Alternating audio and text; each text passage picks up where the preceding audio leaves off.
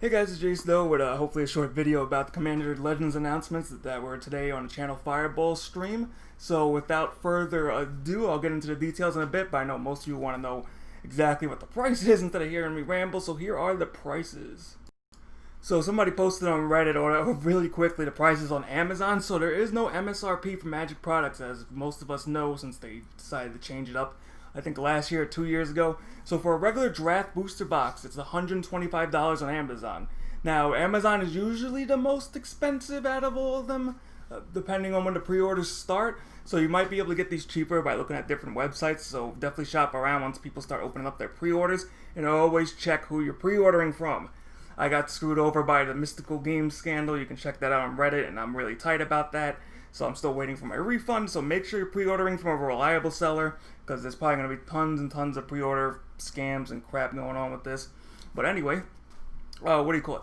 So $125 for a draft booster box versus the regular booster box we all know and love. 3 packs for $20, and then collector's boosters. Right now it's at $240. It's probably going to get more expensive since Wizards said technically the box packs are supposed to be slightly more expensive than a regular booster.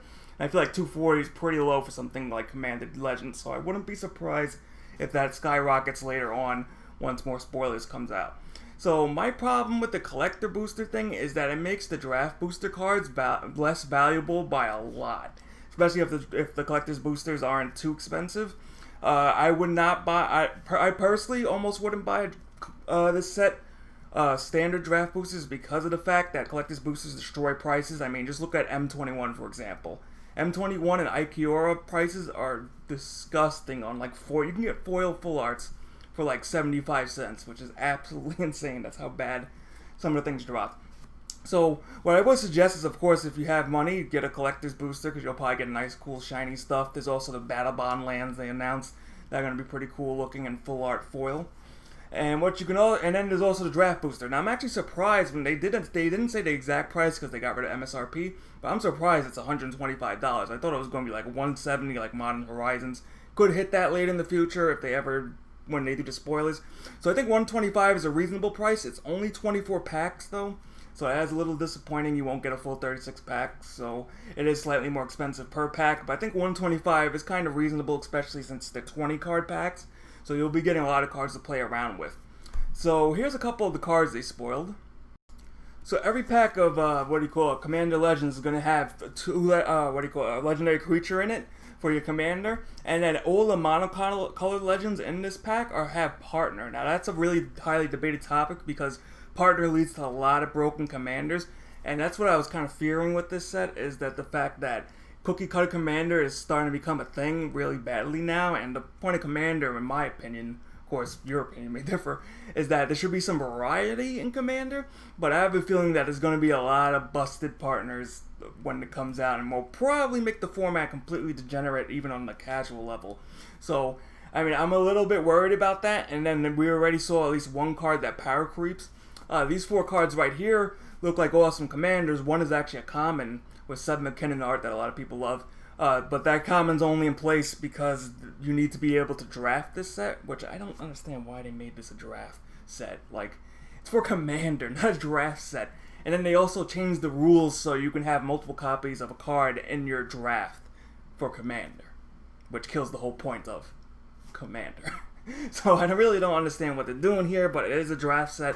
So you do have uncommon commanders. You're going to even have the common commander. What they previewed so far, as the commanders themselves, is not really all that great. The power level on these is pretty horrible. I don't think any of these will really see competitive play. But, you know, the set was made with draft in mind, which is kind of disappointing to me because I feel like cards are going to get shafted because they're made with draft. Like, the new Seth MacKinnon weird-looking shapeshifter dude has a terrible effect if you were to just play that without draft. But it has partner, though, which means you can now break every single commander known to man, pretty much, at this point, with partner. So a little bit disappointed about that. And then they announced one power creep card, Keeper of the Accord. So this card ramps in white, which is crazy, and every opponent's end step if they control more lands than you. That is ridiculous. You'll pretty much be a green deck if you're playing against the green deck. So it's going to be a little worrying as far as power levels for Commander. I mean, CDH people are probably frothing at the mouth over this, but for casual players, there's probably going to be some cards that are just going to be absolutely OP coming out. So I would not be surprised if they break the format like they did with Modern Horizons, as we know that was a total disaster. So we'll have to see what happens. I mean, that's just a personal opinion. Some people love playing high-powered Commander, so this is awesome for them. So, I mean, it's a pretty cool card, though, and they did explain how White really needed some new mechanics or stuff to help them out in EDH, definitely mono White. The last thing that was also announced is a different rarity, so we're Yu-Gi-Oh! Now, boys. The rarity is a etched foil. So like certain parts of the card are foil and then certain parts are not, something like that. I can't really do a good picture of it, but basically there's a video on the description. Below we'll have an article with the video of it so you guys can check it out. So overall, I'm not too disappointed about it. The only thing that was disappointing with this was the power level of the commanders they previewed. It's kind of weird they kind of saved a couple of cards that are really not that great for Commander. But who knows what will happen. I mean, I think the price is reasonable, so the only thing is, like, do I want singles of this, or do I just wait out and see what happens? We'll see what we'll just have to see. So thanks for watching. Feel free to subscribe for more Magic the Gathering updates, and like the video if you enjoyed it, and I'll see you guys next time.